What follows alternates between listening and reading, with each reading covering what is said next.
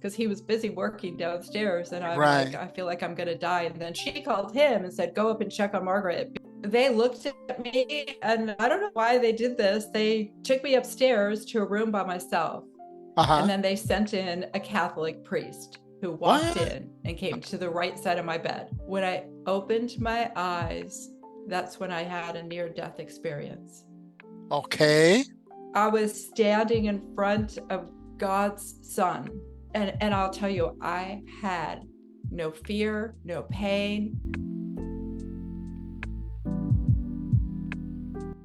Welcome back, everyone. Welcome back to a new session of Life Talk. And as promised, Dr. Margaret Aranda is with us. Margaret, welcome to Life Talk. How are you doing? Hi, thank you so much for having me here. It's wonderful to be here. I'm really happy to reach out and be speaking to you from across the ocean, I right? know it's amazing technology, and we had to take advantage of it, right? Uh, Exactly. it's beautiful. Well, you're in California. I used to live in California, so it brings good memories back to me, knowing that you are in California right now. And I got to know you, and well, I got to know about you a few months ago through one of those Twitter Spaces, uh, and you caught my attention, and I began to follow you on Twitter and reading your posts and things like that. And then I was inspired to uh, to ask you, for an interview. And as I said, I'm just so very glad that you accepted my invitation. So thank you again. Of course. Yeah, of course. No, God has been very good to me, and I almost wasn't here to tell my story. So I'm really happy to be able to share my life and my experience so that others can be inspired and learn from it. Absolutely, and that was one of the reasons. Well, I have so many questions, but your story, I find what I know. I think you are going to give us much more about you. But for what I got to know about you in Twitter, I think your story is fascinating. And for those who do not know you among my audience, please tell us a little bit about you, who you are. Just tell us whatever you want to tell us, and then we'll go from there. Is that okay? Okay, that's perfect. All right. I'm an anesthesiologist. I graduated USC Medical School and then went on to Stanford. I graduated anesthesia and then was asked to stay on to do a critical care fellowship. So Mhm, I completed that. mhm. Um, from there, I went to the University of Pennsylvania. I actually, you'll find this interesting, did some research at Johannes Gutenberg University, Oh, right, all all right, right. we're down the street from you, kind of, sort That's of, right. and worked with physicists Mm, and pulmonologists on mhm. hyperpolarized helium-3. My father was a physicist, so I'm glad to have that little bit of a math brain. All And right. then I came back here. My father had Alzheimer's, so I came back to California. Mhm, My daughter and I were in a very tragic car accident as a mhm. lady T-boned into us at about 90 miles an hour. She spun us in a circle. So she ripped an artery in the back of my neck and banged my pituitary gland against the ventricle of the brain. She gave me something called dysautonomia. So I could not stand up without fainting. And none of the doctors heard of that. So they all thought I was faking it. That So was I all, had to go that through was all the new for them. This. totally new. They never Oh. heard of it. I went to 26 doctors before I found somebody who knew somebody who might know what it was What year that I was got. this? This was way back in 2025. Oh, sorry, 2005. 2005. Oh, it's great. About 2005. 17 years ago and so on. My daughter was 2 years old, and now she's 20. Hmm. So, and she's a nursing student. So Beautiful. that, it was very gradual. Like I walked away from the car accident. The two cars were totaled. My car wasn't. Then they let me drive it home, which they shouldn't have. So I took it to the I'm sorry, I mean to interrupt you, but you were hit and you drove home? I drove home. Yeah. Oh, Yeah, wow. she spun the entire car in a circle. We were facing oncoming traffic, so all the cars were coming at us. And then Wow. she hit a brand new truck behind us and pushed him onto a pole and Okay. totaled his car, totaled her car, and they took their cars away, but let me drive mine home. I don't know why they did that, Okay. but I took it to the shop the next day, and the mechanic came out to the waiting area and said, Yes. "Who's that truck belong to?" It was a Suburban. Okay. And I said, "That's my truck." And That's a he's big like, truck. "Lady, it's a big truck, Yeah. right?" Yeah. And she was driving a little MG, a little convertible two-seater. Okay. And so she was going really fast, really fast. Wow. She had dropped something on the ground and pressed the I try gas to. and Mhm. lost control. Yeah, she didn't even see where she was going. So she just slammed straight into us with no brakes. Wow. So the mechanic came out to the waiting room and he said, "Whose car is that?" I said, "It's mine." And he said, "Lady, how did you get here? How did you get here?" I said, "I drove the car." Oh my He's like, goodness. "No." I said, "Yeah, I did. I mean, I had to go a little bit slow, but I drove it all the way here by myself. I had taken my 2-year-old baby next door to the neighbors. I didn't even know because I didn't want her in the car." Hmm. And he said, "Come with me."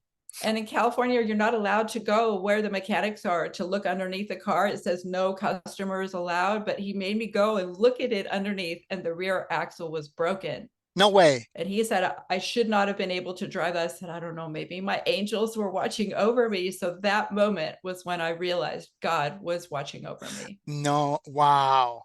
That's Yeah. that's amazing. Wow. And then what happened? Well, gradually I got to the point where I couldn't walk or talk or think. Was you didn't notice the symptoms right away? I mean, it was Right away I started, yeah, yeah, right away I started sleeping a lot. I slept for like 3 days. okay. And then I started getting headaches. Okay. And then I just started forgetting things. And then I Okay. had to sit my husband down at the time and say, "There's something wrong with my brain. There's something wrong. There's something Hmm. really wrong. I don't know what it is, but it's not normal." And Hmm. then it got worse and worse. I couldn't stand up without fainting. I couldn't walk from here to across the room without holding onto furniture like a blind person because Okay. she had ripped an artery in the back of my neck. Wow. Yeah. Wow. And And eventually, yeah, go ahead. Go ahead. oh no, I just eventually I couldn't even say the word "the." So you lost your ability to speak as well. I had what's called an expressive aphasia, which is what a lot of people get when they have a stroke. Hmm. So in my brain, I knew the word I was supposed to say, but I couldn't make my mouth say the word. I was Right. unable to express myself. Right. Wow. Yeah. And then what happened? I mean, you were dizzy. You couldn't really walk. I mean, you lost your ability to speak. And then what happened? Because you mentioned you were 12 years in bed, right? Tell us Well, about that, please. yeah, so I had to go to the emergency room relatively often. They rolled their eyes at me. They didn't know what was wrong with me. They're kind of like, "Oh, there she is again. We don't know what's wrong with her. Let's just Right. give her whatever she wants and get rid of her." So one time they took me there. My ex-husband found me in bed all gray. And I told him I felt like I was about to die, No like I was way. going to die. Actually, I Uh-huh. called my sister. She was across the country because he was busy working downstairs. And I'm like, Right. "I feel like I'm going to die." And then she called him and said, "Go up and check on Margaret because she doesn't feel good at all." So he actually, instead of calling 911, he drove me to all the way to Santa Monica to the hospital where he worked. And um, they looked at me, and I don't know why they did this. They took me upstairs to a room by myself. Armando. They took me and no monitors, no nurse, no nobody. And Uh-huh. then they sent in a Catholic priest who walked What? in and came to the right side of my bed. And he was carrying a jar of oil. Okay. And he came in, he stood right next to me on my right side. And I couldn't speak. I'm like barely and groggy, Right. uh, and barely had a blood pressure. And I saw him dip his thumb into the oil, and then he started putting it on my forehead. So, of Right. course, as soon as his thumb touched my forehead, I closed my eyes. Uh-huh. When I opened my eyes, that's when I had a near death experience. Okay. Tell us I about that. was Wow. floating. Yeah, I was floating in outer space Okay. with a silhouette of my body. So my ankles and my wrists had no tone. They were pointed downward. I was just an outline of a see-through body. Right. I was standing in front of God's sun, Okay. a huge sun, and it was emanating, it was pounding. And it had a very masculine pound full of love. Okay. And I tried to look at him. I tried to look at the inside of the sun, and I felt my eyes starting to burn. And I remember thinking, I better look away or I'm going to be blind like Moses. Wow. And then with no words, he said, and I'll tell you, I had no fear, no pain, no sorrow, no more tears. He immersed me in that feeling of no more tears for all eternity. And my first thought when I felt that, they better not be crying for me on earth, because I'm never going to cry again. I'm, If I'm, they I'm knew I'm how just fine. happy I I'm doing was, fine. yeah, they would be smiling and having a party if they knew I'm freed of all of the stuff that I was going through. I will be purely in God's presence for all of eternity, Oh. and I will be so happy that they shouldn't cry for me. Wow. So then God said, with like ESP, no words, no voice, he said, you can go up. I turned to my right, and just like everybody else, and I have pictures of this in my book, the No More Tears book, there was the stairway to heaven. It was very wide at the bottom, very wide white stairs with big, large banisters on both sides, Right. leading to the top, which was more narrow. And then there was a white cloud at the top. And in between the top stairs, so I started floating. On the right side, I didn't have to hold on to the rail. And then Right. I could see at the very top step, there was a gap of space, and I could see the stars through it. And I remember thinking, I better not slip, otherwise I'll go in between and end up floating in outer space. I better take a big step and go into the cloud, right? Yeah. I remember being afraid that I would not take a big enough Well, step. yeah, you have to be And careful, no? yeah, yeah, Even exactly. even in heaven, just be Even in careful. heaven, you think of earthly things, right? And I could see my father running toward me. He was pitched in a run with his arms out and his fists clenched. He was so happy to see me, but I hesitated. Oh, wow. I hesitated, and I said to God, kind of with ESP, God, thank you. I know I'm going to heaven when I die, but what about my daughter? She's only 2. She's on earth. Wow. What about her? And he showed me, I turned more to my right, and I could see planet Earth really far away. And I Mhm. knew she was there. And I said, can I go back to her? And he said, no. If you go Mhm. in, you can't go back out. And so I was very, very saddened and like really embarrassed Right. to say to him, I was ashamed. Right. I'm like, God, I'm sorry. Like, I thank you for giving me this experience and letting me know where I'm going to go when I die, but I'm not ready. Right. And I'm sorry, but I want to go back. Can I r- please go back and just watch my daughter grow up? Can Right. you take, and then I started begging him. I was crunched in a ball. My head was down, and I learned how to pray right then. Okay. I was desperately praying, and I begged him to take everything I ever did in my entire life and make it count for Wow. enough to go back. Mhm. Mhm. And I waited for his answer. Right. And then I didn't hear anything. So I opened my eyes. When I opened my eyes, the priest was taking his thumb off of my forehead. No I way. had a whole entire conversation with God within seconds. Within seconds. Yeah. Wow. No time. God has no time.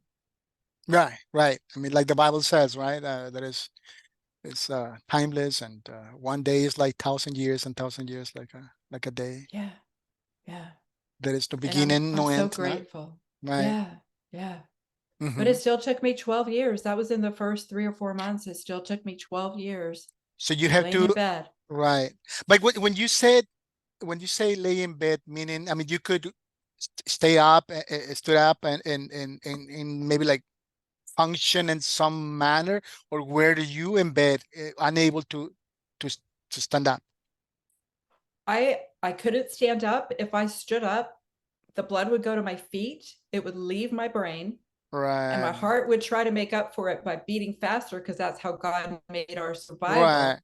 And right. so then my heart would be so fast that I would turn gray. I would almost pass out. All So I had right. a full-time caregiver 24/7, help me My, dress, made my food.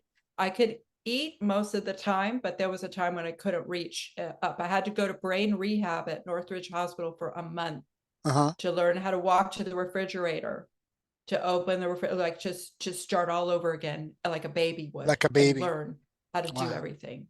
Wow. It That's was amazing. it was actually humiliating because my brain felt like I knew more than my body would do. But it And I wouldn't remember response, right? sitting, right, it wouldn't behave for me. I Right, remember sitting at a big conference table and looking down at this big conference table. I've sat at thousands of conference tables as a doctor, a right. teacher, an academic physician, an Yeah. assistant professor at the University of Pennsylvania and also UCLA.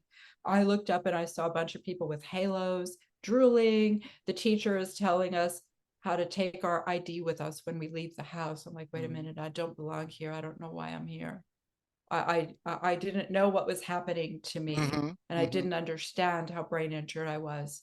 Mm-hmm. But in my prayers and in my daily survival, I saw myself getting well and getting better, and I didn't accept where I was. And if I was going to be one in a million to survive, I was going to be that one. I was going to ask you that, during that time. I mean, I can just picture what you went through and try to imagine what all that means, the obstacles and the frustration and the, uh, I cannot even begin. I mean, I've tried, but but during that time, you had the drive to keep on living and a sense of purpose, or were you with a sense of hopeless laying there in bed? I mean, can you describe that for us? Well, I think in the beginning, I had a lot of times that I was hopeless. Okay. And eventually, over the 12 years of this, I decided to visualize my hopelessness. Mm-hmm. And I put myself visually, I could see myself in my mind's eye at the bottom of a well. Mm-hmm. It was a dark, wet, clammy well. And I would put myself there for 72 hours and Mm-hmm. wallow in my sorrow. And Mm-hmm. I don't know why I picked 72 hours, but otherwise, that's what Christ got resurrected in 3 days, Right, right? right, So I right. picked 3 days. Okay. And then at the end of 3 days, I said to myself, I'm going to leave that behind and I'm going to climb and I'm going to get out and I'm going to see what's out there. So I would start climbing and then I'd fall down. Then I'd Okay. start climbing again and then I'd fall down. And so in the beginning, I was down at the bottom for another 72 hours very frequently, but eventually I was able to claw, Right. and get out. And the first time I got out, it was a big, huge green meadow like Julie Andrews in The Sound of Music. It was Mm-hmm. beautiful. Mm-hmm. But I had seen a stick reaching out to me at the top Right. when I got closer. And then as I got even closer, I realized it wasn't a stick, it was the hand of Christ. And Right. all I had to do was touch it. And then he would take me out the rest of the way. And Right. that's the faith as a mustard seed. We're not expected to see ourselves whole. We're only expected to see ourselves a little bit whole. And Right. then God multiplies the rest of that, just like the loaves. You just need one loaf, and God will Right. feed a multitude with it. Right. Right. So I So learned. yeah. So I mean, so it was a process, but it was a conscious decision that you made. I need to do something about this. I need to, I I mean, didn't accept it. Yeah, and we I accept, kept fighting it. right, right. But then after that, you change, your life changed. Well, it's very gradual. It Okay. was extremely gradual. The first time I got out, I fell back down again. I was going through a divorce. I had my house taken away from Mm, me. My daughter was mm, custody of her. I lost it. I was All of very that as a consequence destitute. of that, of your accident and your illness, right? Uh, yeah, the judge was convinced that I was faking it. No way, really. Yeah, You lost everything. yeah, yeah. Wow. I mean, Everything that the world holds dear. right. Within how much, what time frame did all Within of that happen? 6 years or so, Okay. just kept going progressively downhill, so to speak. So your Yeah. marriage, your finances, your house, your daughter, your profession, Mhm. Gone. gone. Like, how much more can anybody take, right? Right. Yeah, yeah, There's nothing left to take. You're stripped of everything and but that helps you build yourself up and reinvent yourself. It helps you to be resilient and to sharpen the sword of the spirit that God gave us. And that's what I did. I right. became a reverend. I pastored people that were disabled. I held a YouTube service on Sundays for those who were bedridden. I became friends with many of bedridden patients, and I taught a Bible study for children in Pakistan. Wow. So God was able to use me. Whatever I could do, I would do. I wrote. It was very difficult for me, but I ended up writing 6 books in those 12 years. And then I saw a patient had died. A doctor was invaded by the DEA, and nobody was there to take over his pain clinic. So I Googled his name, Dr. Forrest Tennant. And when I did that, when you Google something, you get like the top 10,000 hits and pages and pages. Well, the whole screen turned black. And his name was across it with his phone number. So I said, God, I think you're trying to tell me to call him. Right. So I called him. Literally, I was still needing help getting up out of bed. It was Right. starting to get a little bit better. But I ended up assuming his entire clinic, his entire practice. And for the last 4 years or so, I've taken care of a lot of patients with a spinal cord injury, some brain injury, a lot of the problems that I had, dysautonomia, POTS, all those things, and helping them get better. And then God used me for COVID. I had over 2,500 patients. I treated either prevention or early treatment, and not one patient died of COVID. Wow. That's something that I wanted to talk to you about. Um,